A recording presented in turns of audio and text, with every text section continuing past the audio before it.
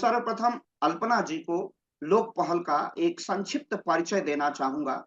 ये जी, लोक पहल जहाँ से मैं बोल रहा हूँ, वहाँ पार्श्व में मेरे पीछे 5 महाभूत, पंच अधिष्ठान या हमारे 5 सांस्कृतिक केंद्र दिखाई दे रहे हैं लोक पहल के। जी, एकात्म मानववाद के प्रणेता, हर हाथ को काम, हर खेत को पानी और एकात्म राष्ट्रवाद, राष्ट्र का एकीकरण कैसे हो, इस पर अपना सामाजिक, राजनीतिक और आर्थिक चिंतन करने प्रस्तुत करने वाले पंडित दीनदयाल उपाध्याय हमारे लोक पहल के हमारे वैचारिक अधिष्ठान है, लोक पहल के हमारे विचार हैं। उन्हीं के आधार पर लोक पहल अपनी यात्रा आगे बढ़ाता है।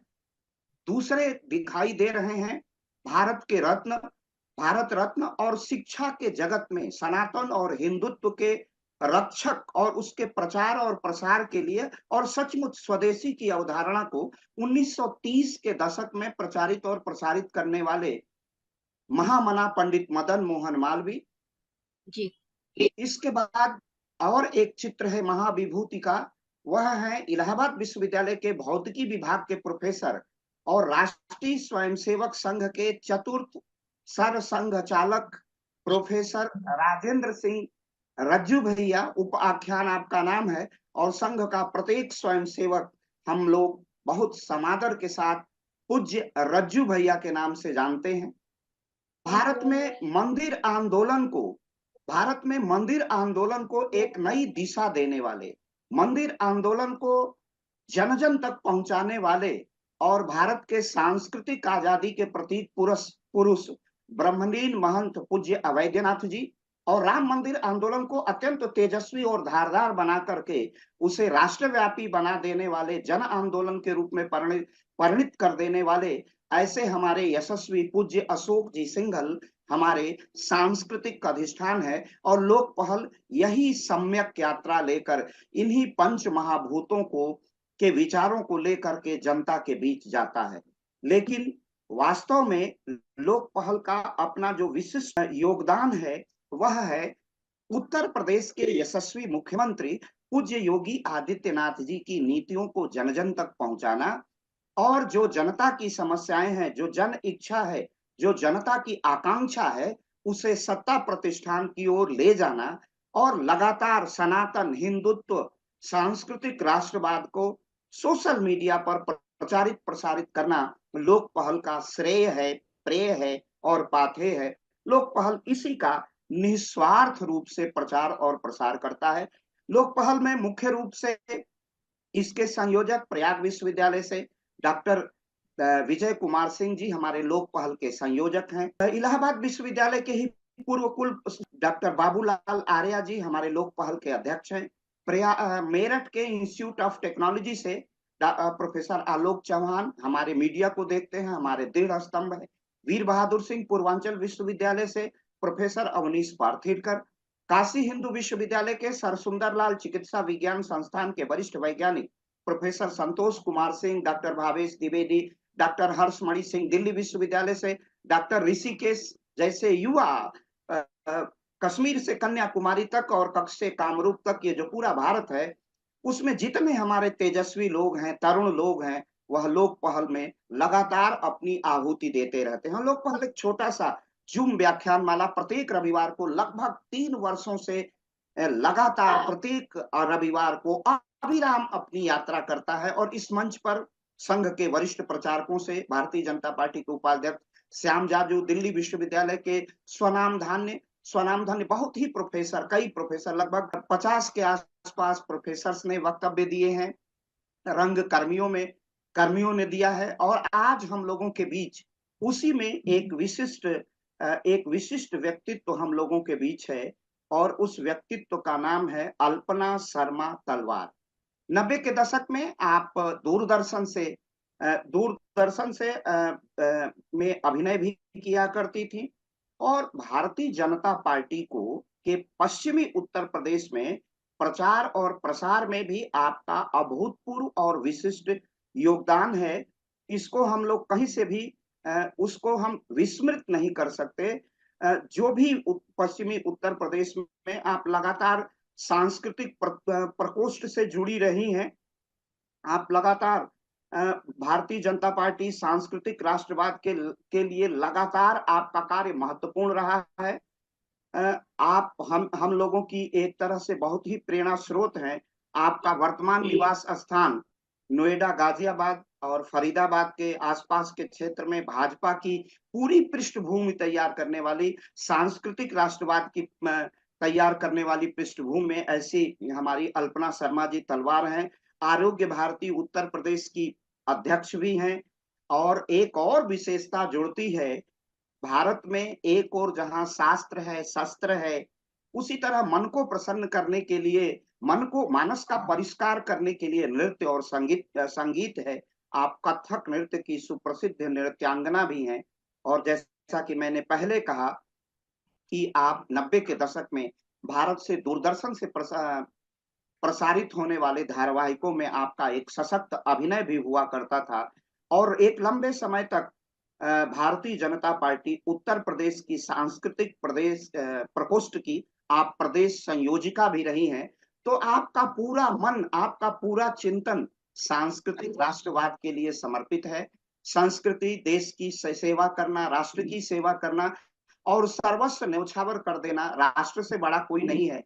और जैसा कि पितामह भीष्म ने शांति पर्व में महाभारत में कहा है कि जिस प्रकार हाथी पांव में आकर सारे जानवरों के पांव समाहित हो जाते हैं, इसलिए राष्ट्र वो बड़ा संवास है जिसमें सब कुछ आके समाहित हो जाता है। और जो व्यक्ति राष्ट्र का चिंतन नहीं करता, उसका जीवन व्यर्थ हो जाता है और वह समाज को, देश को कुछ नहीं दे पाता है। तो आपका पूरा जीवन राष्ट्र के लिए है। अब मैं चाहूंगा हम अपने बहुत ही युवा साथी आशुतोष जी से कि वो दो शब्द अपने कहें।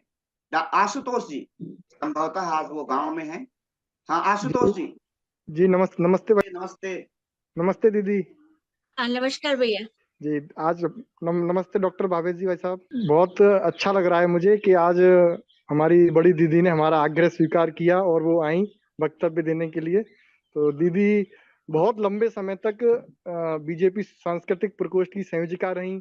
उसके बाद भाजपा की हाईकमान ने इनको अखिल भारतीय टीम में ले लिया और दीदी ने 90 के दशक में बहुत सारे धारावाहिकों में काम किया और अभिनय के क्षेत्र में अपना लोहा मनवाया।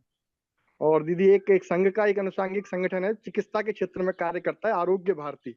उसकी दीदी प्रदेश अध्यक्ष भी हैं यूपी की। और भी दीदी महिला संभाग आरोग्य भारती महिला संभाग की प्रदेश अध्यक्ष हैं। तो दीदी के बहुत सारे ऐसे कार्य हैं जो हमें प्रेरणा देते हैं।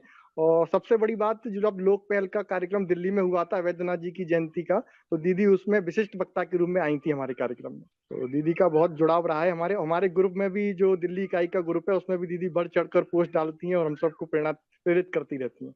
बहुत बहुत धन्यवाद। बहुत बहुत धन्यवाद आशुतोष जी। अल्पना जी को हम लोगों से जोड़ने के लिए आप भी हम लोगों की बड़ी बहन है। और बड़ी बहन जब जिस मंच पर होती हैं, तो मंच अपने आप में दिव्य और भव्य हो जाता है। बड़ों का जहां सम्मान होता है, तथागत बुद्ध ने वैशाली और लिच्छवी गणराज्य जब पराजित नहीं हो रहा है, हमारे इतिहासकार डॉक्टर भावेश जी जुड़े हुए हैं, प्रयाग विश्वविद्यालय से हैं। तो तथागत से पूछा गया कि लिच्छवी गणराज्य वैशाली क्यों नहीं पराजित होता है, तो तथागत ने एक ही उत्तर देता है कि वहां अपने बुजुर्गों का, अपने बड़े पुरुषों का सम्मान वहां के नागरिक करते हैं। और जब तक यह सम्मान भाव राष्ट्र में रहता है, तब तक कोई राष्ट्र उसके प्राणवान होने से, उसके स्पंदित होने से उसे नहीं रोका जा सकता है। अब आज का जो विषय है वो अत्यंत सामयिक है।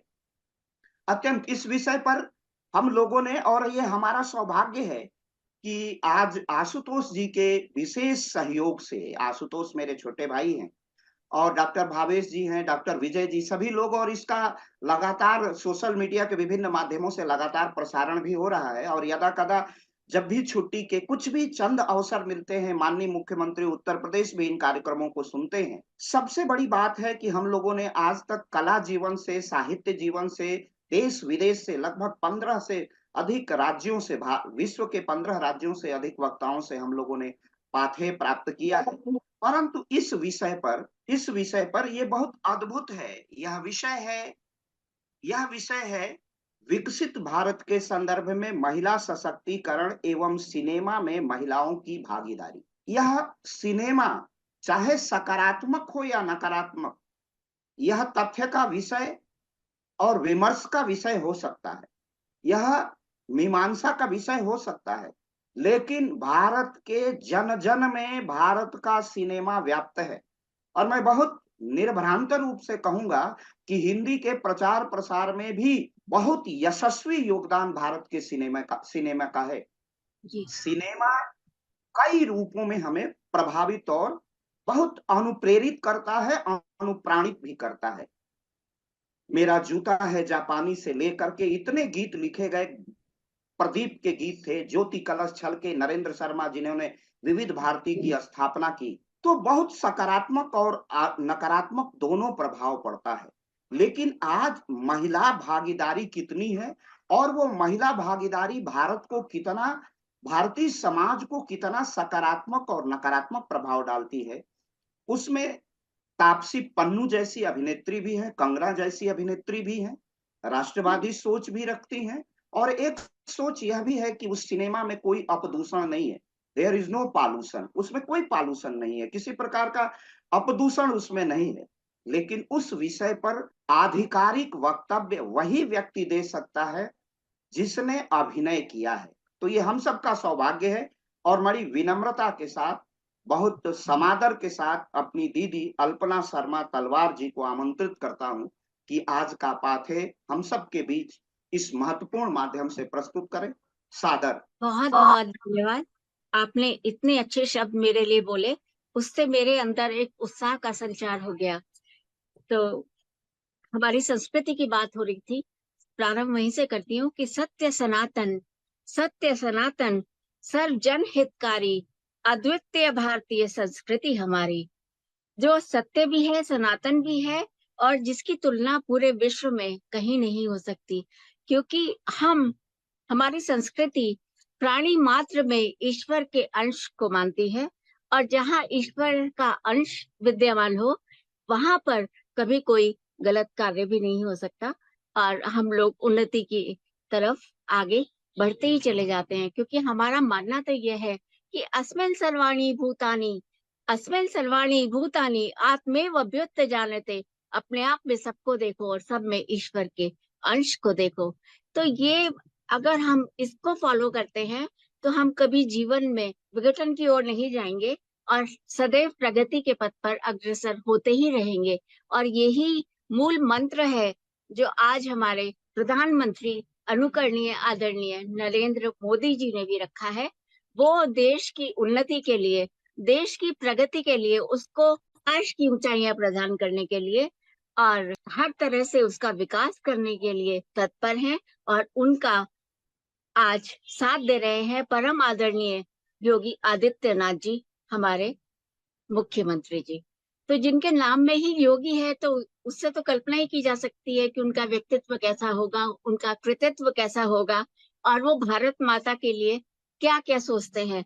ना हमारे आदरणीय मोदी जी और ना आदरणीय योगी जी, उन लोगों का अपना कोई भी हित नहीं है, कहीं वो स्वार्थी नहीं होते। उनके लिए, प्रत्येक प्राणी के लिए, प्रत्येक व्यक्ति के उन्नति के लिए, और इसीलिए आज हमारा देश प्रथम पंक्ति में आकर खड़ा हो गया है।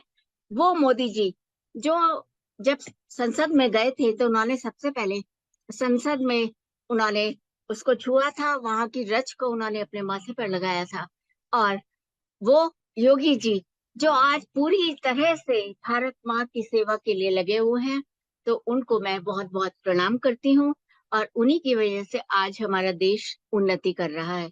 हम लोग आज ये सोचकर चलते हैं कि अनुगामी बनकर क्या जीना, अनुगामी बनकर क्या जीना, हमको तो राह दिखानी है, बीती जाए सदियां कितनी, नित रचनी नई कहानी है। तो ये नई कहानी रचने के लिए आज ये दोनों व्यक्ति संकल्प लेकर पूरी ऊर्जा के साथ मातृशक्ति को नमन करते हुए और यहाँ के प्रत्येक व्यक्ति को, पूरे विश्व को वसुदेव कुटुंबकम समझते हुए और सर्वे भवन्तु सुखिनः की कामना करते हुए आज विश्व में हमारी पताका लहराने का काम कर रहे हैं। बात करें, अगर उन्नति की बात करते हैं और आगे की बात करते हैं तो हमें अपना इतिहास भी थोड़ा सा देखना पड़ेगा। आज से 77 वर्ष पूर्व जब भारत स्वाधीन हुआ, तो उसको स्वाधीन कराने के लिए न जाने कितनी माताओं ने अपने पुत्रों का बलिदान किया, न जाने कितनी बहनों ने अपने भाइयों का बलिदान किया, और न जाने कितनी माताओं ने स्वयं अपना भी बलिदान किया। ऐसे में मैं उन महिलाओं को भी याद करना चाहूंगी जिनमें अरुंधति भट्टाचार्य एसबीआई की पहली महिला अध्यक्ष अब बनी है, और वो उन महिलाओं से प्रेरणा लेती हैं, और उसी के कारण आज महिलाओं का इतना सम्मान है। और स्वाधीनता की लड़ाई में कस्तूरबा गांधी जी, कमला नेहरू जी, अरुणा आसफ अली जी, लीला ताई जी, जलियांवाला बाग कांड में उनकी बहुत अच्छी सहभागिता रही, और उन्होंने इक्वल जस्टिस के लिए काम किया। सुचिता कृपलानी जी, सावित्री भाई फूले जी, लक्ष्मी सहगल जी, दुर्गाबाई देशमुख, और न जाने कितनी महिलाओं का कितना बड़ा योगदान था, और जिसके कारण आज हम यहाँ पहुंचे हैं। रानी लक्ष्मीबाई, उनको भी हम नहीं भूल सकते। दुर्गा भाभी, नीरा आर्य, उनका तो अगर प्रसंग हम लोग याद करें तो वो इतना मार्मिक है कि आज भी रोंगटे खड़े कर देता है। उन्होंने अपने पति की हत्या तक कर दी थी सुभाष चंद्र बोस जी को बचाने के लिए, और उसके बाद उन्हें काला पानी की सजा हुई। वो वहां रही, अंग्रेजों ने उन पर बहुत अत्याचार किए, उनके स्तन भी काट दिए गए थे, और इतनी असहनीय पीड़ा उन्होंने सही इस भारत माँ को स्वतंत्र कराने के लिए। ऐसे ही बेगम हजरत महल और भीका जी, कामा मैडम के नाम से उनको जाना जाता था, पहली भारतीय महिला जिसने विदेश में झंडा फहराया था। सरोजनी नायडू पहली राज्यपाल बनी। इन सब महिलाओं ने बलिदान किया, और उसके बाद जब हमें स्वतंत्र कराया तो हमारी स्थिति ऐसी थी जैसे किसी तोते की होती है, और उसे पिंजरे में कैद कर दिया जाता है। और कुछ दिनों के बाद जब पिंजरा खोला जाता है और उससे कहा जाता है कि तुम उड़ो, उसे सामने नीला स्वच्छ आकाश तो दिखाई देता है, मन में अनेकों कल्पनाएं होती हैं, अनेकों इच्छाएं होती हैं, और लगता है कि अरे मैं स्वतंत्र हो गया, अब तो मैं वहां जाके विचरण करूंगा, आकाश की ऊंचाइयों को छूऊंगा। लेकिन दुर्भाग्य उसका, वो जब पिंजरे को खोला जाता है तो वो उड़ना ही भूल चुका होता है। और ठीक वैसी ही स्थिति हमारे सामने भी हुई। जब हमें स्वतंत्र कराया गया तो हम उड़ना तो दूर की बात थी, हम तो चलना भी भूल चुके थे। और उसके बाद धीरे धीरे प्रयास करते करते आज हम इस स्थिति में है कि आज भारत का डंका पूरे विश्व में बज रहा है। वो भारत जिसे कभी सोने की चिड़िया कहा जाता था, और ये कहा जाता था कि भारत, इसके समान कोई देश ही नहीं हो सकता, क्योंकि यहाँ की संस्कृति, यहाँ की सभ्यता, यहाँ का आध्यात्म, यहाँ का ज्ञान, यहाँ का विज्ञान, यहाँ की मातृ शक्ति, यहाँ किसानों की शक्ति और सैन्य शक्ति, सभी ने भारत को उन्नति के पथ पर अग्रसर होने में महती भूमिका अदा करी।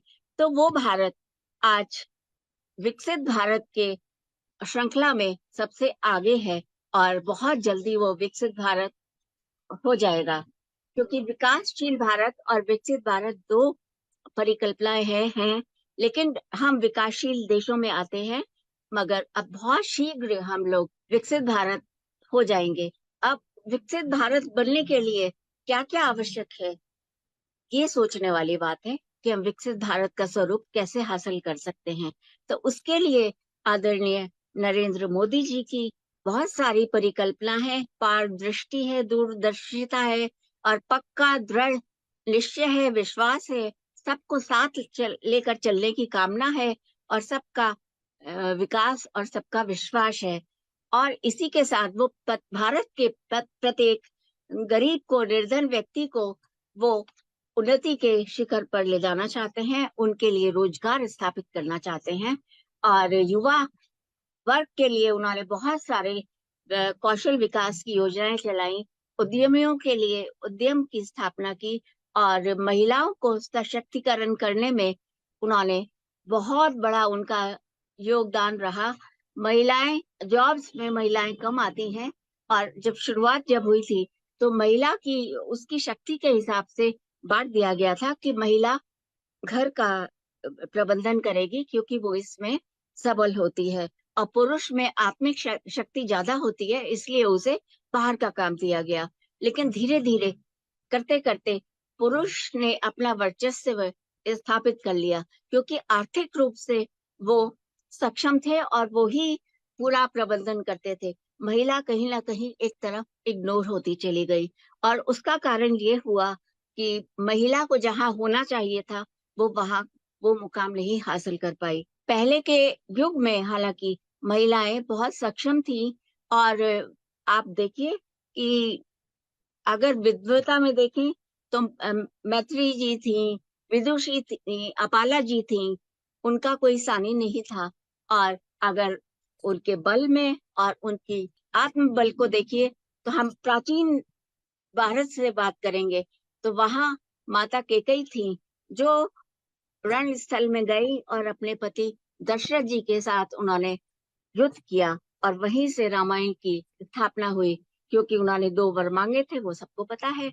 और महाभारत में हम देखें तो वहां किस तरह से कुंती जी ने अपना पूरा जीवन त्याग कर दिया और चली द्रौपदी जी ने, उन्होंने उस समय की कुरीतियों को भी उन्होंने अपनाया, क्योंकि अगर वो ना अपनाती तो देश की ये संभव नहीं हो पाता कि उनको कैसे नष्ट किया जाए, क्योंकि तब 5 पति भी उनके रहे, और कैसे कैसे उन्होंने अपने आत्मबल से चीर हरण नहीं होने दिया। प्रभु के प्रति उनकी आस्था इतनी अटल थी, इतना विश्वास अटल था कि वो समय भी निकल गया।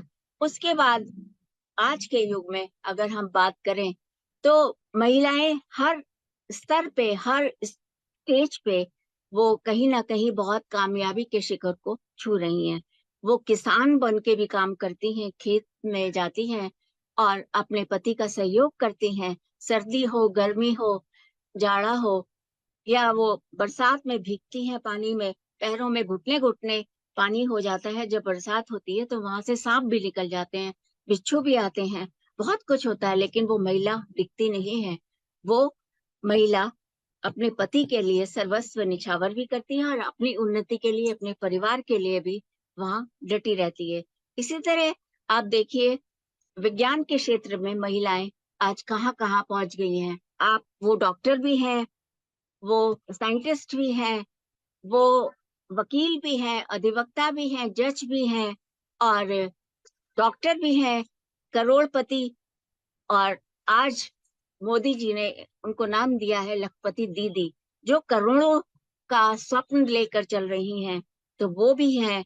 और उस सब में महिला का योगदान हम नकार नहीं सकते।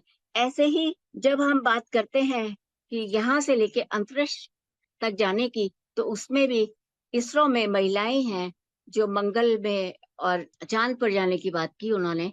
अब हम देखते हैं कि आज की महिला पायलट भी है, आज की महिला ड्रोन भी चलाती है, कि हर तरह से सक्षम है, समर्थ है। वो आज घर घर में कौशल सुधार की योजनाओं का लाभ लेते हुए महिला उद्यमी बनती चली जा रही है। और आज की महिला अपने आप में एक ऐसी शक्ति के रूप में निकली है जैसी शक्ति कभी शिव की शक्ति हुआ करती थी, अर्धांगिनी के रूप में। तो आज भी वो अर्धांगिनी का, वो अर्धनारीश्वर का स्वरूप हम सब महिलाओं में है। आवश्यकता तो इस बात की है कि हम अपनी शक्ति को पहचानें और आगे बढ़ने का प्रयास करें। यहाँ मुझे याद आ रही है कि जब लंका जाने की बात हुई थी तो हनुमान जी को उनकी शक्ति का एहसास कराया गया था, क्योंकि वो अपनी शक्ति श्रापवश भूल चुके थे, और उन्होंने एक ही छलांग में जाके लंका में सीता जी को खोजा था।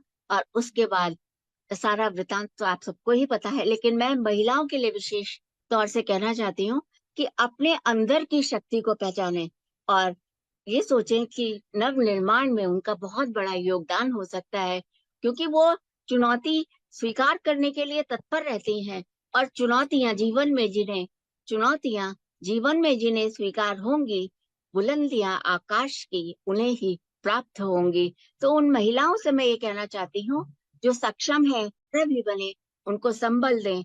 और पुरुष प्रधान समाज में हालांकि अब तो पुरुष बहुत महिलाओं का साथ देते हैं, बहुत सम्मान करते हैं, क्योंकि आधी आबादी महिला की है। वो ये समझते हैं कि अगर ये उन्नति करेगी तो समाज उन्नति करेगा, उनका वंश कुटुंब सब उन्नति करेगा।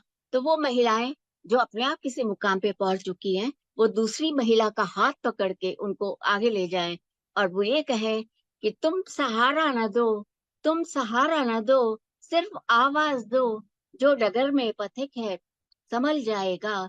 दीप बनकर जरा तुम जलो तो सही, सारा तम रोशनी में बदल जाएगा। देश के लिए 2 कदम जो न चल पाया कभी, वो देश के लिए ना जिया ना मरा, उससे तुम क्या कर पाओगे। तुम सहारा ना दो, सिर्फ आवाज दो, जो डगर में पथिक है संभल जाएगा। तो वो महिलाएं अपनी आत्मशक्ति को पहचाने और पुरुषों के साथ कंधा से कंधा मिलाकर चलने का काम करें। आज भारत एक शक्ति के रूप में उभरा है और इसमें एक बहुत बड़ा योगदान है, जिसमें महिलाओं के लिए बहुत सारी कानून व्यवस्था में सुधार किए गए हैं और 3 तलाक पर नया कानून बना है। संसद में महिलाओं के लिए नारी शक्ति वंदन अधिनियम भी पारित हुआ है। इसी के साथ साथ बहुत सारी ऐसी योजनाएं आई हैं जिसमें महिला के लिए उन्नति के समान अवसर उन्हें दिए गए हैं। बचपन से लेकर जब वो जन्म लेती हैं तब से लेकर आगे तक के लिए उनके लिए आदरणीय मोदी जी ने और योगी जी ने बहुत सारी योजनाएं चलाई हैं। उनको धन भी दिया जाता है, हर स्तर पर उनको धन दिया जाता है। 5,000 से 25,000 तक का उनको मिलता है और अब तो उसमें इजाफा भी हो रहा है। तो ये बहुत बड़ी बात होगी। और हम लोग अगर बात करें कि उनके दुख को, उनकी तकलीफ को आदरणीय मोदी जी ने और आदरणीय योगी जी ने समझा, उनको गैस कनेक्शन मुहैया कराए, उनको लाइट दी, पानी की व्यवस्था की। और गैस और ये सब तो ठीक है, क्योंकि पहले महिलाएं जब चूल्हे पे खाना बनाती थी तो उनके आंखों से अश्रु निकलते रहते थे और उस धुएं के कारण उनकी तबीयत भी खराब होती थी और समय भी ज्यादा लगता था। आज घर घर में गैस सिलेंडर पहुंच चुका है, तो ये बहुत बड़ी उन्नति है उनके लिए। अब दूसरी बात आप ये देखिए कि स्किल डेवलपमेंट के द्वारा वो लोग स्वयं सहायता समूह का गठन करके उससे बहुत आगे बढ़ सकती हैं। अचार मुरब्बे का तो बहुत छोटा सा काम है, वो करके महिला बहुत आगे बढ़ सकती है। उनके लिए बहुत सारे कौशल सुधार के कार्यक्रम हैं। गोबर गैस का प्लांट वो लोग लगाते हैं और गोबर से ही वो गाय के गोबर से उपले बनाती हैं, उसके दिए बनाती हैं। उनका गौमूत्र भी उपयोग में आता है। गाय ही हमारी माता है और वो हर रूप में हम सबकी उन्नति के लिए बहुत कुछ देती हैं। तो वो महिलाएं आज समृद्ध होती चली जा रही हैं और समृद्धता का प्रतीक वो महिलाएं अपने आत्मबल को, अपने समाज को दिशा देने के लिए, इसकी तस्वीर बदलने के लिए अगर कार्यरत हैं, तो ये हमारी बहुत बड़ी उपलब्धि है।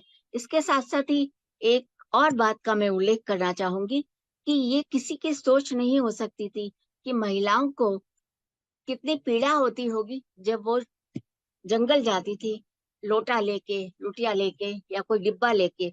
ट्रेन से हम लोग क्रॉस करते थे तो सड़क पे पटरी के किनारे उन महिलाओं को बैठे देखते थे, तो अपने आप में बहुत अपने अपने आप भी आत्मग्लानि होती थी कि क्या हम इन महिलाओं के लिए कुछ कर नहीं सकते। और उसको महसूस किया, उस दर्द को महसूस करके आदरणीय मोदी जी ने और आदरणीय योगी जी ने शौचालयों का निर्माण किया। साथ ही साथ उनको सैनिटरी नैपकिन्स भी उपलब्ध कराए और मातृत्व योजना उनके लिए चलाई। बहुत सी महिलाएं आज उन शौचालयों का प्रयोग करने में कतराती हैं। उनके लिए हमने बहुत नाटक किए, नुक्कड़ नाटक किए, उनको समझाया कि ये क्यों महत्वपूर्ण है। क्योंकि उन लोगों को इतने सालों से आदत पड़ चुकी थी, वो सुलभ शौचालयों में का प्रयोग नहीं करना चाहती थी। उनको लगता था कि हम तो जंगल जाएंगे, वहीं हम ये कर सकते हैं। तो उनको हम लोगों ने बताया कि ऐसे आप लोग जाइए, इससे आपकी सुरक्षा भी है और आपको एक ऐसी जगह ऐसा वो लगेगा कि आप बैठ गए और उसके बाद आप बहुत कुछ आगे उन्नति कर सकते हैं। तो वो महिलाएं आज सुलभ शौचालयों का प्रयोग कर रही हैं, सैनिटरी नैपकिन्स का प्रयोग कर रही हैं, जो कोई सोच किसी की हो नहीं सकती थी, वो आदरणीय मोदी जी ने किया और योगी जी ने किया। तो उनको मैं महिलाओं की तरफ से बहुत बहुत धन्यवाद देना चाहूंगी, बहुत बहुत आभार देना चाहूंगी। और महिला शक्ति का सम्मान का प्रत्यक्ष एक उदाहरण मैं स्वयं हूँ। अभी सहारनपुर में आदरणीय मोदी जी और योगी जी की एक जनसभा हुई थी हमारे प्रत्याशी राघव लखनपाल जी को जिताने के लिए। तो वहां सबसे ज्यादा मातृशक्ति का सम्मान हुआ। उस मंच पर सबसे ज्यादा मातृशक्ति उपस्थित थी और आदरणीय मोदी जी को शाकुंभरी माँ का आशीर्वाद प्रदान करने हेतु हम मातृशक्ति ने ही उनको चुनरी भेंट करी थी और मेरा ये सौभाग्य रहा कि उनमें एक मैं भी थी। तो अगर हमारे आदरणीय प्रधानमंत्री जी और हमारे मुख्यमंत्री जी महिला को इतना सम्मान करेंगे तो वो दिन दूर नहीं है जब भारत में जो एक मातृशक्ति का एक केंद्र हुआ करता था, जहां किसी भी रूप में अगर हमें शक्ति चाहिए थी तो हम पार्वती माता, शक्ति माता से और लक्ष्मी माता से और विद्या के लिए हम शारदा माता से प्रार्थना करते थे। साथ ही साथ अन्नपूर्णा माता को भी नहीं भूल सकते। तो वो माता का जो स्वरूप है, उस स्वरूप को अगर हम याद करें तो हम बहुत जल्दी बहुत उन्नति की तरफ चले जाएंगे। अब इसके साथ ही आज हम बात करते हैं फिल्म में महिलाओं की भागीदारी की। क्या उनका योगदान रहा? तो दर्जा नहीं मिला, पुरुषों का ताकत ज्यादा थी इसलिए। और शुरू में जो फिल्म निर्माण होती थी उसमें महिलाओं को कोई स्थान नहीं मिलता था, उनका रोल भी महिलाएं ही करती थी। और बाद में तो वो महिलाएं इतनी ज्यादा करने लगी कि आज महिला प्रधान फिल्में बनने लगी। महिला ही निर्मात्री भी होती है, महिला ही डायरेक्टर भी होती है और महिला उसमें बहुत अच्छा कैरेक्टर प्ले करती है। क्योंकि सबसे महत्वपूर्ण बात ये होती है, आप कितना भी भाषण दे दीजिए, आप कितना भी बोल लीजिए, लेकिन उसका वो प्रभाव नहीं होता जो एक चित्र का होता है, विजुअल का होता है। और जब पिक्चर की बारी आती है तो पिक्चर में आज स्थिति बिल्कुल बदल चुकी है। आज ऐसी ऐसी पिक्चर्स आ चुकी हैं। मुझे याद आता है मदर इंडिया। मदर इंडिया में वो कैरेक्टर मुझे याद आता है जिसमें माँ ने अपने बच्चों के लिए क्या क्या किया। उसके बाद बहुत सारी पिक्चर्स आई और नीरजा आई, श्रीदेवी जी जो उसमें रोल किया था, लज्जा आई, फिर जिसमें अपनी पुत्री के बलात्कार और फिर मृत्युदंड होने पर उसका बदला लिया। मॉम आई, पिंक आई, लिपस्टिक अंडर माई, बुर्का आई, जो सेक्सुअलिटी पे बेस्ड थी। और ये एक बहुत बड़ी विडंबना है कि महिलाओं को आज भी हैरेसमेंट का शिकार होना पड़ता है, चाहे वो कामकाजी महिला हो, चाहे वो घर में काम करने वाली महिला हो, चाहे वो खेतों में काम करने वाली महिला हो। और इससे समाज को दर्पण दिखाने के लिए एक और पिक्चर आई, मृत्युदंड, भूमिका, दामिनी, अर्थ, मैरी कॉम, चांदनी बार, मर्दानी, जो चाइल्ड ट्रैफिकिंग के ऊपर आधारित थी। क्वीन आई, रानी मुखर्जी, बहुत अच्छा अभिनय किया था इसमें उन्होंने। और बैंडिट क्वीन आई, फिर अस्तित्व आई, तब्बू जी ने बहुत अच्छा रोल किया। फिर थप्पड़ आई, एक थप्पड़ मारने से ही उसका जीवन बदल जाता है, ये इसमें दर्शाया गया था। तो ये सब पिक्चर्स हमको एक आईना दिखाती हैं और बताती हैं कि महिला में क्या शक्ति है। मैंने स्वयं 3-4 नृत्य नाटिकाएं करी और दूरदर्शन पर इनका प्रसारण भी हुआ। इनमें एक थी स्वर्ण प्रभात, उसमें भारत माता को दर्शाया गया था। साथ ही साथ 3 महिलाएं थी, संस्कृति, प्रगति और मातृशक्ति के रूप में उनको दिखाया गया था। वो सब भारत माता के सामने जाती हैं और उनसे कहती हैं कि भारत माँ, हमें स्वतंत्र हुए इतने वर्ष हो चुके हैं और आज भी आपके चेहरे पे ये उदासी क्यों है? आप प्रसन्न नहीं हैं क्या?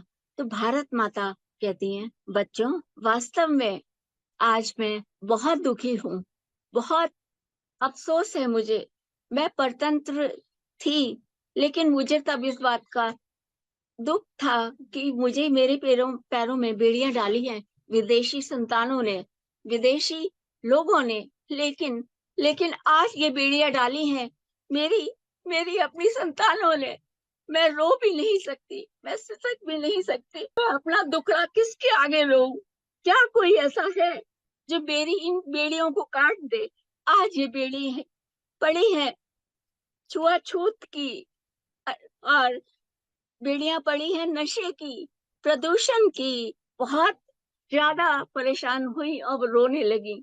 तभी भारत की प्रगति आई और उन्होंने कहा कि मातृ, आप जागृत मत हो, माता आप दुखी नहीं हो, परेशान मत हो, क्योंकि आज भारत की मातृशक्ति जागृत हो चुकी है और उसके साथ प्रगति भी है और संस्कार भी है।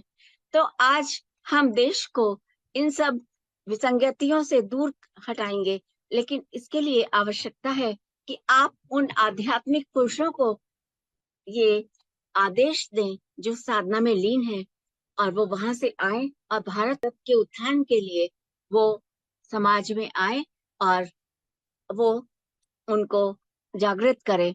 तो ऐसे में ही आदरणीय, मेरा ये मानना था, मेरी सोच थी, जो मैंने दर्शाया भी था, कि भारत माता के आग्रह पर या उनके आदेश पर ही आदरणीय मोदी जी और आदरणीय योगी जी आए और उन्होंने फिर से ये सामाजिक जीवन स्वीकार किया।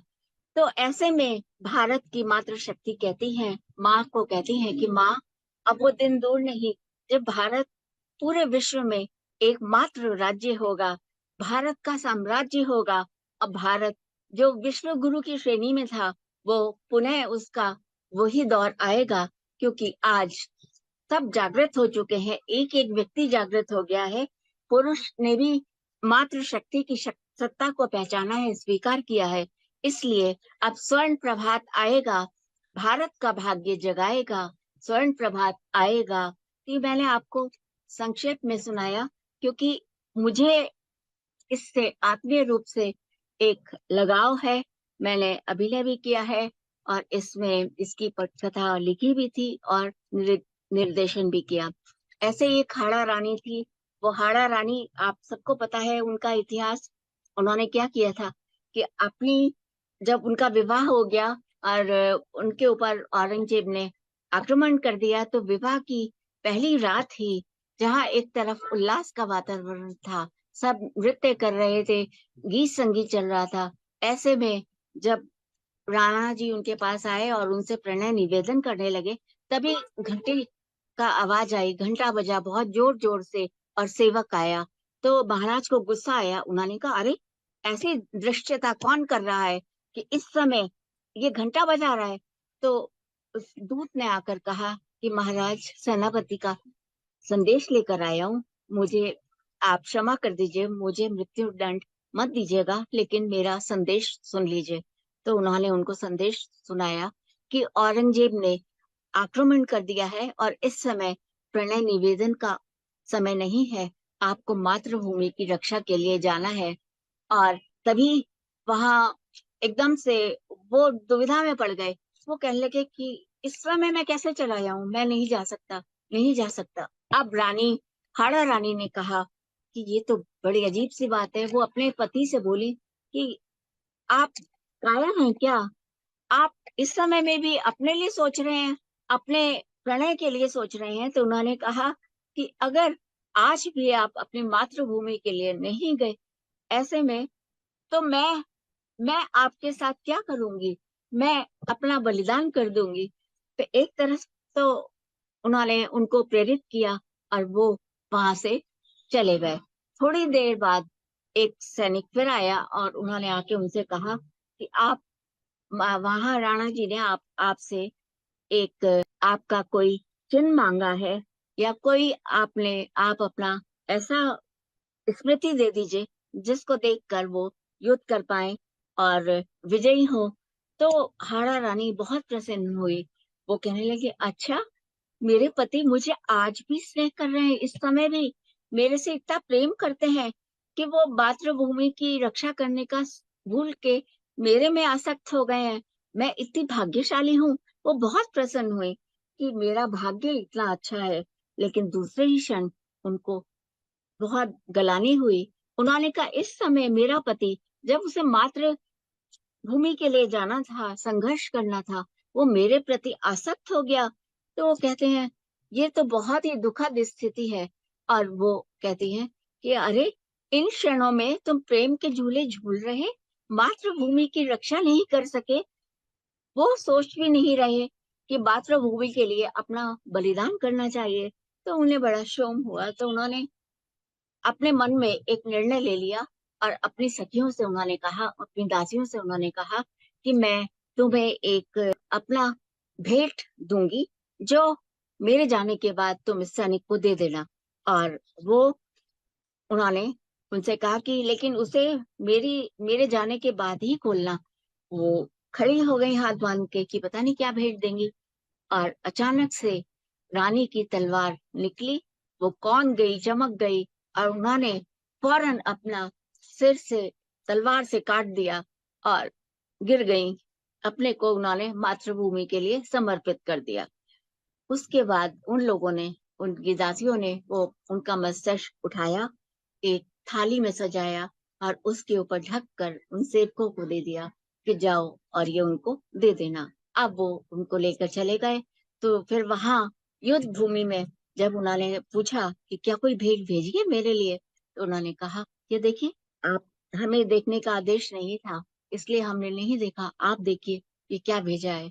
तो उन्होंने जैसे ही वो चुनरी उस पे से हटाई, उनका एकदम धक हो गया। अरे, ये महारानी का सिर यहाँ! अब उन्हें बहुत ही दुख हुआ, देश के लिए बलिदान कर दिया। अब उन्होंने वो सिर अपने गले में टांगा और उसके बाद जो उन्होंने युद्ध किया, तो आप लोग अंततः समझ ही सकते होंगे क्या हुआ। औरंगजेब को परास्त होना पड़ा, वापस जाना पड़ा। तो ऐसी ऐसी महारानियां, ये सत्य है। ऐसी घटनाएं जब हमारे जीवन में आती हैं तो हमें बहुत कुछ करने की प्रेरणा देके चली जाती हैं। आज इस समय मैं स्मरण करना चाहूंगी आदरणीय स्वर्गीय हमारे अटल बिहारी वाजपेयी जी को भी, जिन्होंने एक बार उनसे, मेरे पिताजी का मिलना हुआ और उन्होंने मेरा परिचय कराया उनसे कि ये पंडित जी, वो भी, मेरे पिताजी भी उन्हें पंडित जी कहते थे और वो भी उन्हें पंडित जी कहते थे। तो उन्होंने कहा कि पंडित जी, ये मेरी पुत्री। फिर अचानक से उन्हें लगा कि पुत्री नहीं, पुत्र कहना चाहिए। उन्होंने कहा, ये मेरा पुत्र है। पुत्री तो भगवान ने बना दिया, लेकिन ये मेरा पुत्र है। तो इस पर उन्होंने ये कहा, अरे पंडित जी, आप कैसी बात कर रहे हैं? आपको तो पुत्री होने पर स्वाभिमान होना चाहिए कि आपकी पुत्री है। आपके द्वारा ये शब्द कहे जाना, मुझे लग नहीं रहा कि ये पंडित जी बोल रहे हैं। तो उनको एहसास हुआ कि वास्तव में पुत्री पुत्रों से कम नहीं होती, बल्कि बढ़कर ही होती हैं। और उसके बाद से उन्होंने जीवन पर्यंत पुत्री कहा और पुत्रों से भी अधिक बढ़कर सम्मान दिया। क्योंकि मैं अकेली पुत्री थी उनकी, इसलिए उन्होंने शायद ये बात कह दी थी। तो उनके समक्ष मुझे एक नृत्य करने का सौभाग्य मिला, जो माननीय पूर्व हमारे प्रदेश अध्यक्ष, और उस समय तो वो विधानसभा अध्यक्ष थे, माननीय केशरीनाथ त्रिपाठी जी, उनका भी स्मरण करती हूँ कि उनकी पुस्तक मनोनुकृति पर मैंने नृत्य किया था। और हैं जो स्मृति में आती हैं, ये सब हालांकि बोलने का विषय नहीं है, लेकिन कभी कभी जब अपनों के बीच में बैठते हैं तो पुरानी स्मृतियां भी ताजा हो जाती हैं। तो आज हम लोग बात कर रहे हैं कि पहले एक घटना और मुझे याद आ रही है कि एक बार कहीं एक कन्या थी, मुश्किल से वो 15 या 16 साल की हुई होगी। वो घर के बाहर निकली तो उसकी दृष्टि अपने गेट पर गई। उसने देखा, गेट पर नेम प्लेट लग रही थी। उसमें उसके पिता का नाम था, उसके बाबा जी का नाम था और उसके भाई का नाम था। उसने देखा बड़े गौर से, और उसके बाद वो आकर अपने पिता से बोली कि पिताजी, भाई का नाम आ सकता है, आपका नाम आ सकता है, बाबा जी का नाम आ सकता है, तो मेरा और मेरी माँ का नाम क्यों नहीं आ सकता? तो ये विडंबना उस समय की है, और आज भी स्थिति ऐसी ही है। माँ को सब लोग भूल जाते हैं, जो माँ जन्म देती है उसको सब भूल जाते हैं, और नाम चलता है पिता के नाम के साथ। तो मैं ये चाहती हूँ कि माता और पिता दोनों का नाम पुत्री के साथ चले, और उसको वो स्थान मिले जो मिलना चाहिए। क्योंकि जो त्याग, जो तपस्या, जो बलिदान, जो कर्तव्य परायणता महिला करती है अपने परिवार के पालन पोषण के लिए, उसकी नींव में कहीं ना कहीं उसका भी सम्मान होना चाहिए, उसको भी सब कुछ मिलना चाहिए। आज पुरुषों में हमारे जो लॉ बने हैं उनमें भी बहुत कुछ अमेंडमेंट की आवश्यकता है, क्योंकि ऑफेंसेस अगेंस्ट मैरिज जितने भी लॉ थे वो सब क्राइम अगेंस्ट मैरिज बने थे, वो सब विदेशी संस्कृति पर आधारित थे, और उसी के हिसाब से लॉ बना। हमारे यहाँ विवाह एक संस्कार माना जाता है, और उसे विदेश की तरह एक कॉन्ट्रैक्ट या संविदा पर नहीं रखा जा सकता। तो उनमें भी बहुत चेंजेस की आवश्यकता है। ये विषय हालांकि अलग है, लेकिन फिर भी आज महिला को एक सम्मान मिलता है, उसको बराबर का वेतन मिलता है, उसको 6 महीने का मातृत्व के उस पे छुट्टी भी मिलती है। वर्क प्लेस पे अगर उसका सेक्सुअल हैरेसमेंट होता है, या प्रेगनेंसी में भी वायलेंस होता है, डोमेस्टिक वायलेंस होता है, और इस सब में उसको उसके लिए एक प्राविधान भी है, और उसको लॉ के द्वारा बहुत कुछ दिया गया है, वो सब कर सकती है। 125 में वो दहेज प्रथा अगर होती है, दहेज उन्मूलन के लिए 125 सीआरपीसी का है, जिसमें वो दावा दायर कर सकती है और पुरुष को सजा दिला सकती है। लेकिन इसमें इसके साथ साथ एक कमी ये भी है कि हम महिलाओं को इस कानून के सहारे उनका भी कहीं ना कहीं उत्पीड़न कर देती हैं। जो महिलाएं वहां उपस्थित भी नहीं होती, उन महिलाओं के भी नाम ले लिए जाते हैं। तो जब भी कुछ बदलाव होता है या कुछ आता है कानून, तो उसमें कुछ ना कुछ ऐसी बातें भी होती हैं, तो उनका हम लोग निपटारा करें। साथ ही साथ मैं उन महिलाओं से भी आग्रह करना चाहूंगी कि वो प्रदर्शन की वस्तु ना बने। फिल्म करें, अच्छी अच्छी फिल्म करें जो महिला को प्रेरित करे, के प्रति एक सम्मान की दृष्टि आए, ऐसी पिक्चर्स हमें करनी चाहिए। और आजकल के एड्स देखते हैं हम लोग, अगर किसी पुरुष का शेविंग किट का एड है या रेजर का है, तो उसमें एड कौन कर रही होती है? एक महिला कर रही होती है।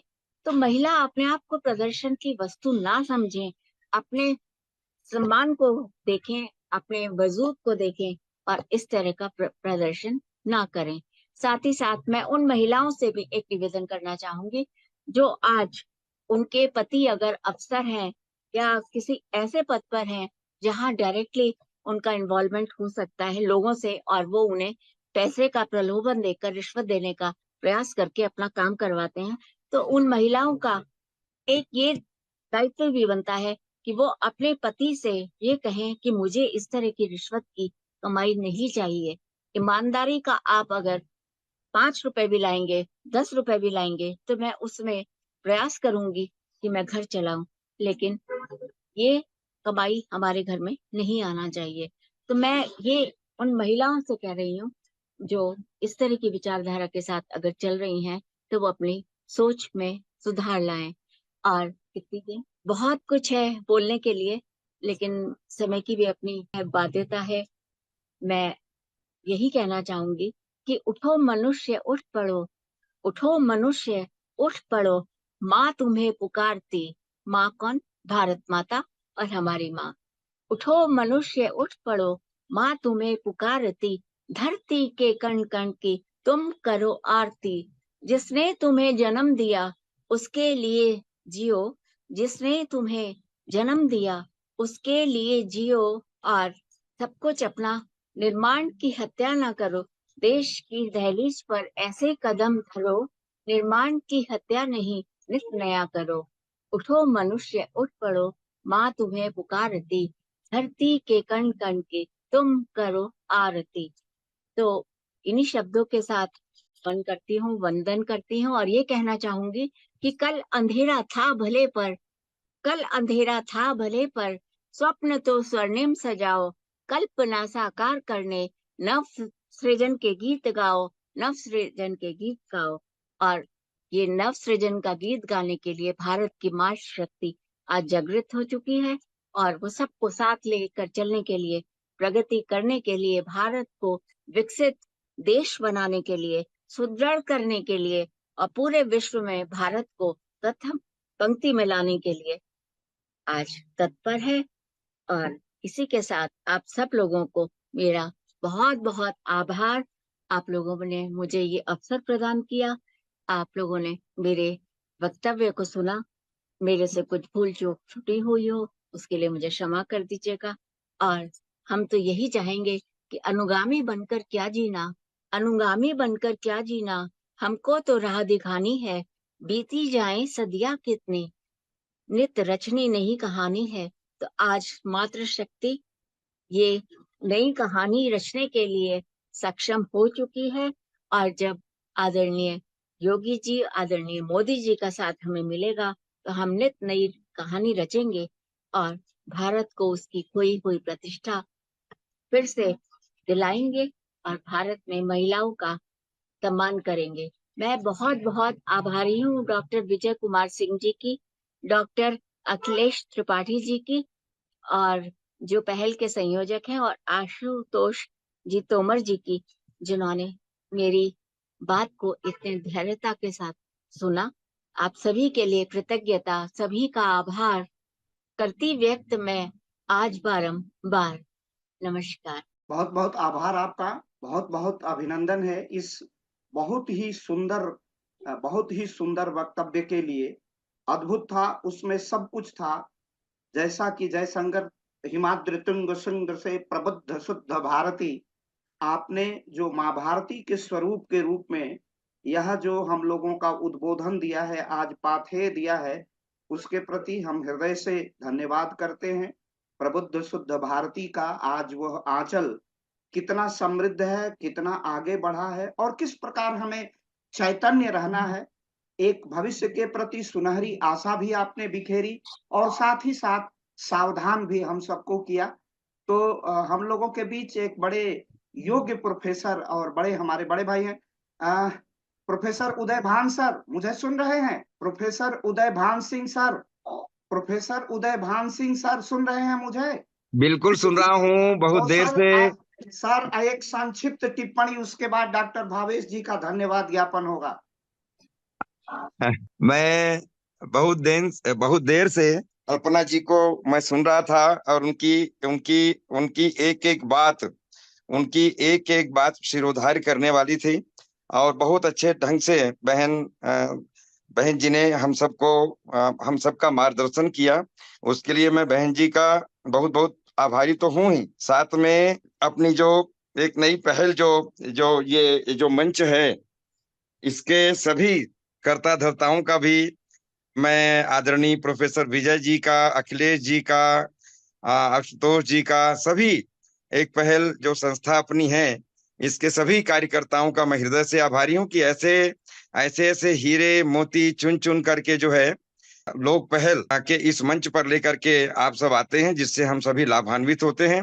बहन जी ने बहुत ही सरल और सरस भाषा में, बोली में, शैली में विकसित भारत के संदर्भ में महिला सशक्तिकरण एवं सिनेमा में महिलाओं की भागीदारी को रेखांकित किया है और उन्होंने बहुत सारे सुझाव भी दिए हैं, बातें भी बताई हैं, जिनका हम सबको अनुकरण करना ही चाहिए।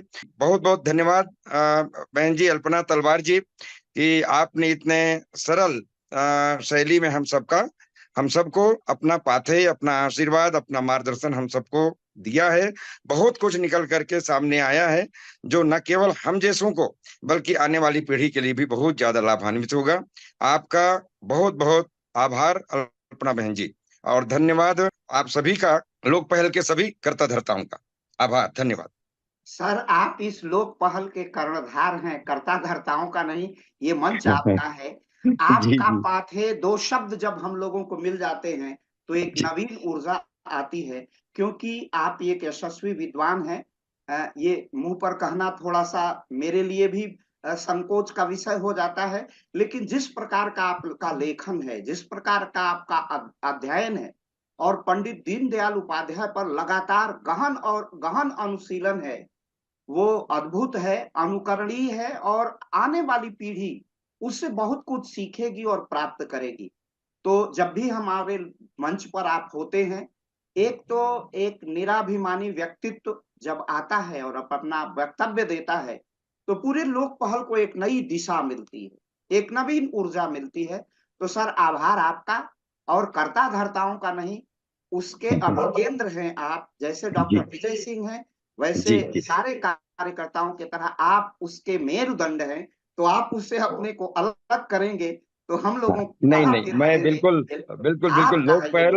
लोक पहल परिवार का मैं अभिन्न हिस्सा हूं मैं। बिल्कुल, धन्यवाद अखिलेश जी, धन्यवाद। जी सर, सादर प्रणाम सर। अब मैं छोटी टिप्पणी के लिए आमंत्रित करूंगा अपने साथी युवा इतिहासकार, युवा अर्थशास्त्री डॉक्टर हर्ष जी को। संक्षिप्त टिप्पणी डॉक्टर हर्ष जी। धन्यवाद डॉक्टर अखिलेश त्रिपाठी जी। जैसा कि आज मातृशक्ति की ओर से जो एक लोक पहल परिवार की जो एक अनवरत श्रृंखला चल रही है कि 2047 तक इंडिया कैसे, भारत अपने आप को ट्रांसफॉर्म करेगा, और उसी को अगर महिलाओं के साथ जोड़ के देखें तो आज जो महनीय वक्तव्य अल्पना तलवार जी के मुखारबिंद से इस लोक पहल के मंच को प्राप्त हुआ, पिछले दशक में काफी बदलाव की ओर इस महाद्वीप और इस महाद्वीप की जो संस्कृति है उसने अपने आभा मंडल को पूरे विश्व के पटल पर, फलक पर प्रदर्शित किया है। और ये यात्रा अनवरत जारी रहेगी। यात्रा अभी किसी पड़ाव पर नहीं है। हम इसको 2047 तक ले जाना चाहते हैं। जैसा कि अल्पना तलवार जी ने कहा कि भारत अब उदीयमान भारत है। ये विकासशील देश से कहीं आगे है और उसके करीब करीब है। और इसकी जो ये परिभाषा है कि ये एक उदीयमान भारत है, और इस उदीयमान भारत में महिलाओं की एक जो नई भूमिका निकल के आ रही है। जैसा कि उन्होंने अपने वक्तव्य में कहा कि करीब 1974 के आसपास ये एक भारत की पहली फिल्म आई थी जो ऑस्कर के लिए वीडियो ऑन करो, ऑस्कर के लिए गई थी, जिसके केंद्र में जो नायक का दर्जा था वो एक महिला को दिया गया था। और तब से कहा जाता है कि ये एक ऐसी भारत की सर्वकालिक फिल्म है जो कहीं ना कहीं विश्व में हमेशा देखी जा रही होती है। और उस समय के भारत को समझने की ये सबसे प्रभावी माध्यम है। तो चाहे फिल्मों के माध्यम से ही आप देखना चाहें या महिलाओं की भूमिका के कई सारे आयाम मिले हैं। राइट टू प्राइवेसी के रूप में जब ओडीएफ पर सरकार ने अपना ध्यान दिया तो किस तरीके का एकजुट और एक किस तरीके से इसे आंदोलन और इसे सरकार के कार्यक्रम से घर घर के कार्यक्रम को बनाने में और महिलाओं ने इसमें बहुत भूमिका निभाई। न केवल इसके क्रियान्वयन में महिला अधिकारियों ने इसमें बहुत उल्लेखनीय भूमिका अदा की, और जिसका गवाह न केवल भारत बल्कि पूरा उत्तर प्रदेश जो उसमें समाहित है वो भी है। दूसरा एक चीज जो लखपति दीदी का जो कंसेप्ट है जिसका उन्होंने काफी कहा कि देखिए जो एक ऐसी महिलाएं जिनके पास कोई ट्रेनिंग नहीं है, जिनके पास कोई फॉर्मल डिग्री नहीं है, भारत में लगभग जो सेल्फ हेल्प ग्रुप का जो आंकड़ा है उसमें 88% जो आंकड़ा है वो ऐसी महिलाओं ने ही खड़ा किया है। और ये महिलाएं इनकी जो भागीदारी है, इनकी जो उपयोगिता है वो भारत में हरित क्रांति के पार्श्व प्रभाव के रूप में दुग्ध क्रांति से प्रारंभ होती है और ये अनवरत चलने वाली प्रक्रिया है और जो हमें एक नई भूमिका के रूप में देखने को मिलती है।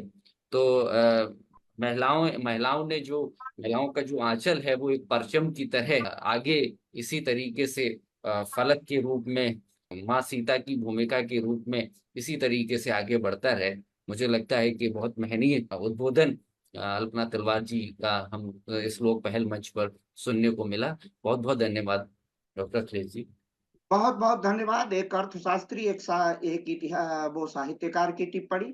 अब हम लोगों के बीच एक बहुत छोटे साथी हैं और ये बिहार में जर्नलिज्म में धूम मचाए हुए हैं, और बिहार में कोई व्यक्ति ऐसा नहीं है जो सोनू कुमार जर्नलिस्ट को ना जानता हो। तो उत्तर प्रदेश और बिहार दो भाई हैं, और मैया सीता भी वहीं से थी। तो सोनू एक संक्षिप्त टिप्पणी के साथ, और ये समाचार जरूर बिहार के फलक पर जरूर प्रकाशित होना चाहिए। सोनू कुमार जी।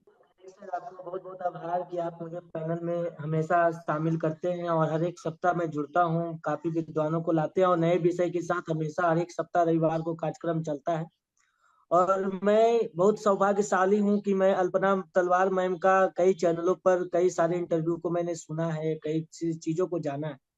और मैंने आपको इसलिए भी मैसेज करके मैंने परेशान किया सर कि मुझे यार इनके साथ जोड़े, क्योंकि मैं इनके बीच बैठा हूँ और पैनल के पीछे से बैठकर इनको देख करके सुनना और उनके बीच अपनी बातों को रखना में बहुत अंतर हो जाता है। मैम ने जितनी सारी बातें बताई महिला सशक्तिकरण के ऊपर, और मैम ने जितनी सारी फिल्मी दुनिया से संबंधित बातों को भी उन्होंने समेटा, जो छोटी छोटी बातें थी उन्होंने बहुत बारीकी से रखी। और मैं अखिलेश सर का ये मेरा बड़प्पन है और हमारे गुरुजन है, गार्जियन तुल है, सर का बड़प्पन है कि मुझे पत्रकार के नाते यहाँ नहीं, मैं यहाँ छात्र के नाते अक्सर मैं जुड़ता हूँ और यहाँ कुछ सीखने का और जानने का प्रयास करता हूँ अल्पना में। और आपका सुनकर मुझे दंग रह गया कि मैं कल जो टीवी चैनल पर मैं आपका सुनता था, आवाज साक्षात आपके दर्शन हुए, ये मेरे लिए बहुत बड़ी बात थी। और बात रहा ये बिहार का, तो हमारा देश हमारे देश के प्रधानमंत्री जी का आगाज है वासुदेव कुटुंबकम की ओर। और जब वासुदेव कुटुंबकम की ओर हो अगर हम लोग अग्रसर हैं, तो ये यूपी ये बिहार क्या, एक देश एक राष्ट्र की ही बात हो तो ज्यादा अच्छा लगेगा। तो मैं समझता हूँ कि मेरे लिए कोई तमिलनाडु का या केरला का या मैं किसी भी कार्यक्रम में आज आभासी माध्यम से कोरोना काल ने जिस तरीके से जूम का प्लेटफॉर्म, विवेक्स, गूगल मीट जैसे प्लेटफॉर्म में जब से आया है, तो हमें लगता है कि हम जैसे युवा अगर नए टूल्स के साथ नहीं जुड़ते हैं और ये 1 घंटा की चर्चाओं में शामिल नहीं होते हैं, तो मुझे लगता है कि बहुत चीजों को मैं खो रहा हूँ। और जिन्हें लगता है कि अल्पना मैम, अखिलेश सर और भवेश द्विवेदी सर जैसे व्यक्तित्व के साथ बैठना, और इनके बीच में हर लोगों के पास अपनी अपनी एक अनुभव है, और ये जानना हमारे लिए, मेरे लिए बहुत बड़ी बात है। और मैं पत्रकारिता का विद्यार्थी हूँ, कोई शोधार्थी तो नहीं हूँ, मगर इतना तो जरूर कहूंगा कि एक पत्रकार का विद्यार्थी कोई शोधार्थी से कम नहीं होता है। और आप लोग का सुन करके जो मैं फील्ड में काम करूंगा, मैं जो जमीनी स्तर पे काम करूंगा, तो मुझे लगता है कि हम लोग समाधान की बातें करेंगे, समस्याओं की बातें नहीं करेंगे। आज के मीडिया जगत की बात किया जाए तो मैं देखता हूं कि अक्सर समस्याओं की बातें तो होती है मगर समाधान की बातें नहीं होती है। सूचनाएं तो हैं मगर संवाद नहीं है। तो ऐसी स्थिति में मैम, आप लोगों का सुनना हमारे लिए बहुत बड़ी बात है। और आप कला क्षेत्र से हैं। मैं एक बात और बताना चाहूंगा, मैं संगीत का विद्यार्थी रहा हूँ। मैं एक छोटे कस्बे से हूँ और मैंने प्रयाग से ही मैंने संगीत की पढ़ाई की है। और मैंने संगीत की पढ़ाई मैंने छोड़ दिया इसलिए क्योंकि हम जिस क्षेत्र से आते हैं वहाँ संगीत की कोई कीमत नहीं है। लोग कला को मजाक समझते हैं। मेरे बिहार में ऐसा है, यहाँ संस्कार और संस्कृति की तो बात होती है मगर वो दिखती नहीं है। तो ऐसी स्थिति में मैंने जर्नलिज्म का हाथ इसलिए थामा है कि मैं हर बिरहा में जो अगर एग्रीकल्चरल से रिलेटेड काम करने वाले हो, चाइल्ड पे काम करने वाले हो, वोमेन्स पे काम करने वाले हो, वो आए। और मैं चैनल जो शुरुआत करने वाला हूँ साथ में मिल करके, जिस तरह से लोक पहल से मैंने जो सीखा है सकारात्मक पत्रकारिता के भाव को, तो मैं समझता हूँ कि मेरे लिए बहुत सार्थक है। मैं और आपने जो टिप्पणी की, जो मैंने आज सुना, जो मैंने सीखा, इसके लिए मैं बहुत बहुत आपको धन्यवाद देता हूँ, आभार करता हूँ। मैं दूर से ही मैं आपको चरण स्पर्श भी करता हूँ। धन्यवाद। बहुत बहुत धन्यवाद इस बहुत सुंदर वक्तव्य के लिए। हम लोग तो राष्ट्रवादी हैं, तो कश्मीर से कन्याकुमारी और कच्छ से कामरूप तक भारत की सार्वदेशिकता की बात करते हैं। बिहार की बात इस तरह करते हैं कि मैं राजनीति विज्ञान का प्रोफेसर हूं, तो मैं जानता हूं कि एक एक इकाई मिलकर राष्ट्र बनती है। तो बिहार का कहने का अर्थ है, बिहार वो तथागत बुद्ध का बिहार है, महावीर का बिहार है, जिसने दुनिया को शिक्षा दीक्षा दी है, जिसने भूख से उपजी हुई करुणा का दर्शन विश्व को सिखाया है, तो मैं उस धरती को प्रणाम करता हूँ। आपकी पीड़ा को समझता हूँ। न्यूज शब्द में ही है एन, नॉर्थ, ईस्ट, वेस्ट और साउथ। और मैं राजनीति विज्ञान का विद्यार्थी रहा हूँ और थोड़ा सा मैंने एमजे भी कर रखा है। तो समाचार उसी को कहते हैं कि जिसकी जानकारी जिज्ञासा हो और जो नहीं जानते हैं, आप बहुत आगे जाएंगे। आपके लिए बहुत सारी शुभकामनाएं हैं। आपकी संगीत की पीड़ा, बिहार का संस्कार बोलता है, बिहार का अपना विशिष्ट विशिष्ट अपनी मेधा होती है। मेरे बहुत से विद्यार्थियों में बिहार की संख्या है। अररिया, किशनगंज, कटिहार, ये सारे मेरे एमए और मेरा एक रिसर्च स्कॉलर तो बिहार से ही आता है। तो बहुत सा है, बिहार वो धन्य धरा है जिसको हम लोग एकदम प्रणाम करते हैं। और बिहार भारत का अभिन्न है। बिहार का मतलब राष्ट्र सृजन का एक अवयव है। तो बिहार पूरे भारत को हम लोग मानते हैं। हम लोगों की दृष्टि दूसरे तरफ से है। आपके यशस्वी जीवन की कामना करता हूं और मैं सीधे डॉक्टर भावेश द्विवेदी जी जो इतिहासकार हैं आमंत्रित करता हूं अल्पना मैम के औपचारिक धन्यवाद ज्ञापन के लिए, जिसमें विषय वस्तु की मीमांसा भी होती है। डॉक्टर भावेश जी। धन्यवाद अखिलेश। लोक पहल के द्वारा जो ये निरंतर परिचर्चा का आयोजन किया जा रहा है, इसमें विकसित भारत के संदर्भ में महिला सशक्तिकरण एवं सिनेमा में महिलाओं की भागीदारी, इस विषय पर आज हम सभी को श्रीमती अल्पना तलवार जी, जो कि राष्ट्रीय कार्य समिति सांस्कृतिक प्रकोष्ठ भारतीय जनता पार्टी भी हैं, और सबसे बड़ी बात कि राष्ट्रीय विचारधारा का पोषण करने वाली हैं, संघ की विचारधारा में बहुत ही मजबूती के साथ विश्वास रखती हैं और दूरदर्शन से जुड़ी हुई हैं। तो एक बहुआयामी प्रतिभा की धनी हैं श्रीमती अल्पना तलवार जी, और आज उनका पाथेय हम सभी को प्राप्त हुआ। सबसे पहले तो मैं ये कहना चाहूंगा कि यह जो विषय है, इस विषय पर में मेरा विशेष रूप से रुचि इसलिए भी रही क्योंकि मेरे 2 रिसर्च पेपर सीधे सीधे महिला सशक्तिकरण और महिलाओं की भूमिका पर ही आधारित है। तो मैं बहुत ही ध्यान से श्रीमती अल्पना तलवार जी की एक एक शब्दों को सुन रहा था, और जो आपने अपने पाथेय का प्रारंभ किया कि राष्ट्र ही सर्वोपरि है, तो निस्संदेह रूप से हम सभी राष्ट्र से ही हैं। राष्ट्र के बिना हमारा कुछ अस्तित्व ही नहीं। और प्रधानमंत्री श्री नरेंद्र दामोदर दास मोदी जी और उत्तर प्रदेश के एक यशस्वी मुख्यमंत्री आदरणीय श्री योगी जी के नेतृत्व में राष्ट्र में सांस्कृतिक चेतना का जागरण, तो ये कहा जा सकता है कि पहली सरकारों में था। अब तो उसकी जो एक अभिव्यक्ति है वो सार्वजनिक हो चुकी है, और आज के हमारे प्रधानमंत्री और आज के हमारे यशस्वी मुख्यमंत्री के नेतृत्व में तो सांस्कृतिक मजबूती आपको पूरे देश में दिखाई पड़ रही है। सबसे बड़ी बात जो आपने अपने पाथेय में कही, अपने वक्तव्य में आपने रखा कि हमारे यशस्वी प्रधानमंत्री और यशस्वी मुख्यमंत्री के नेतृत्व में मातृशक्ति सशक्त हुई है। निस्संदेह रूप से आज पूरा राष्ट्र इस बात को स्वीकार करता है कि महिला सशक्तिकरण का जो सार्वजनिक रूप दिखाई पड़ रहा है पूरे राष्ट्र में, वह निस्संदेह रूप से प्रधानमंत्री श्री नरेंद्र मोदी जी का और उत्तर प्रदेश के माननीय मुख्यमंत्री श्री योगी जी का ही योगदान है कि उन्होंने महिला सशक्तिकरण को भाषण, वक्तव्य और पन्नों से उठाकर पूरे देश में, मैं आपको बहुत धन्यवाद देना चाहूंगा कि आपने अपने वक्तव्य में रामायण काल से लेकर महाभारत में कुंती और द्रौपदी की भूमिका तक, और वहां से लेकर प्राचीन इतिहास में आपने घोषा, लोपामुद्रा, विश्वेश्वरैया जैसी जो विदुषी महिलाएं हैं उनका आपने नाम लिया, और उसके बाद आप भारत की आजादी के समय जिस प्रकार से सरोजिनी नायडू, दुर्गा भाभी, रानी लक्ष्मीबाई, मैडम भीकाजी कामा जैसी जो हमारी विदुषी महिलाएं में आपने वक्तव्य दिया, यह निस्संदेह रूप से एक बहुत ही महत्वपूर्ण सूचनाएं हैं जो कि सामान्यतः केवल उन लोगों के पास होती हैं जो उन किताबों को या तो पढ़ते हैं या उससे संबंधित कोई कार्य करते हैं। लेकिन आपके इस वक्तव्य से निस्संदेह रूप से आज इस वक्तव्य को सुनने वाले सोशल मीडिया पे जो हजारों लोग होंगे उनको उसकी पूरी जानकारी प्राप्त हुई। माननीय प्रधानमंत्री के नेतृत्व में कौशल विकास, उद्यम विकास की जो योजनाएं हैं, उज्ज्वला जो योजना है, जैसा कि अभी हमारे बड़े भाई अर्थशास्त्री डॉक्टर हर्षमणि सिंह जी ने भी कहा कि ओडीएफ की जो योजना है, इससे महिलाओं में एक नए विश्वास का संचार हुआ है, क्योंकि पहले जहां पर महिलाएं एक ये जो भूमिका बना दी गई थी कि घर में बैठकर चूल्हा फूकेंगी, या उनको सूर्य उदय के पहले या सूर्यास्त के बाद ही खेतों में जाना चाहिए, जैसी ये परंपराओं को तोड़ा है इस उज्ज्वला योजना ने। इस मातृ शिशु कल्याण योजना, बेटी बचाओ बेटी पढ़ाओ जैसी योजनाएं, कन्या विद्याधन जैसी योजनाएं जिनका कि आपने पूरा विवरण दिया, पिंक टॉयलेट जैसी योजनाएं जो कि अभी आपने अपने वक्तव्य में बताया, निस्संदेह रूप से इसने महिला सशक्तिकरण में एक नए अध्याय की रचना की। फिर आपने स्वयं भी कहा, मैं आपकी ही बात को दोहरा रहा हूं, कि पुस्तकों से ज्यादा, वक्तव्यों से ज्यादा महत्वपूर्ण वह होता है जो चलचित्र के रूप में दिखाई पड़ता है।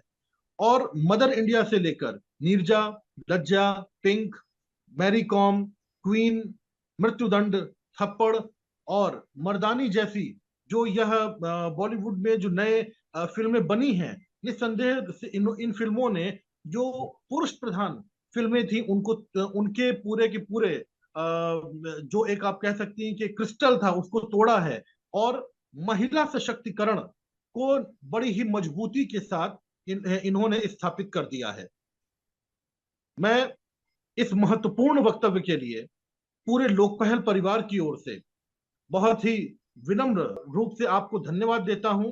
बहुत बहुत धन्यवाद। आप जैसी विदुषी महिला को सुनने का सौभाग्य हम सभी को प्राप्त हुआ, आपका पाथेय हम सभी को प्राप्त हुआ। मैं पूरे लोकपहल की तरफ से आपको बहुत बहुत धन्यवाद ज्ञापित करता हूं। इस लोकपहल को मूर्त रूप, साकार रूप प्रदान करने में एक बहुत ही महत्वपूर्ण भूमिका अदा करने वाले professor Alok Chauhan sir, doctor Vijay Kumar Singh sir, doctor BL Arya sir, professor doctor Santosh Kumar Singh sir, हमारे अत्यधिक प्रिय, हमारे बड़े भाई अग्रज, जो कि अपनी ओजपूर्ण वाणी से इसका निरंतर वर्षों से संचालन कर रहे हैं, हमारे अग्रज डॉक्टर अखिलेश त्रिपाठी सर, हमारे बड़े भाई डॉक्टर हर्षमणि सिंह सर, बहुत ही बड़े विद्वान दीनदयाल उपाध्याय शोधपीठ के एक मर्मज्ञ विद्वान professor doctor Udaybhan Singh sir, हमारे अत्यधिक प्रिय श्री हमारे अनुज, हमारे भाई आशुतोष सिंह तोमर, और साथ ही साथ सोनू कुमार, और इसको एक पूरा तकनीकी रूप से इसकी संचालन करने वाली कनिष्का वशिष्ठ जी, मैं आप सभी का बहुत बहुत धन्यवाद ज्ञापित करता हूँ। बहुत बहुत धन्यवाद। बहुत बहुत सुंदर इस धन्यवाद ज्ञापन के लिए एक बहुत बहुत आभार, धन्यवाद। आप एक विद्वान के मुख से एकदम अक्षरशः जितना मैम ने अपने उद्बोधन ने कहा है, और नारी कितना सशक्त हुई है, अभी हुमा कुरैशी की का जो नवीन वेब सीरीज है महारानी, उससे होता है, कितने नाम हैं, अनगिनत नाम है जिसमें नारी को सम्मान मिला है। क्या कहती हो ठहरे नारी, संकल्प अश्रु जल से अपने, तुम दान कर चुकी पहले ही जीवन के सोने से सपने, नारी तुम केवल श्रद्धा हो, विश्वास रजत नग पगतल में, पीयूष स्रोत सा बहा करो जीवन के सुंदर समतल में। जयशंकर की यशस्वी कविताएं, नारी की उत्कृष्टता, आपने अपाला, घोषा, अथर्वा, अंगिरा की बात की है, वो यशस्वी महिलाएं हैं। आपका बहुत बहुत आभार। ये मंच आपका है, आशुतोष जी ने आपसे जोड़ा। मेरे बचपन की स्मृतियां हैं, जब आपको दूरदर्शन पर हम लोग सुना करते थे, देखा करते थे। वो नृत्य नाटिका भी बिल्कुल हमारे स्मृति पटल पर वो जागृत हो गई है, खनक रही है। जब चेहरा पहली बार मैंने देखा आपका, जब हम लोग अपना बैनर बना रहे थे, तभी वह सब कुछ याद आ रहा था। और आशुतोष जी से हम लोगों की निरंतर उनसे संवाद होता रहता है, क्योंकि लोकपहल के दिल्ली के समस्त कार्य उन्हीं के द्वारा संचालित होता है। आपका हृदय से आभार।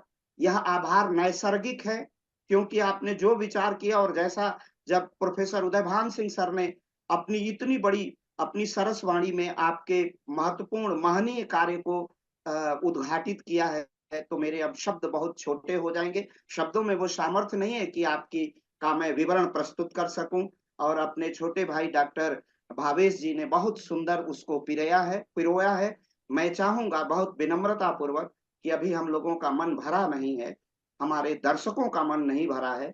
हम लोग लगातार 5 लाख 6 लाख तक, अब हम लोगों की फॉलोअर्स की संख्या इतनी हो गई है कि वो लगातार बढ़ता रहता है। हम मिलेनियम की ओर बढ़ रहे हैं। तो आपका बहुत बहुत अभिनंदन, बहुत बहुत आभार। अल्पना तलवार मैम को मेरा सादर प्रणाम। सभी दर्शकों को बहुत बहुत अभिनंदन। हम लोग फिर एक नए विमर्श के साथ अगले रविवार को मिलेंगे। मैम आपका बहुत बहुत धन्यवाद।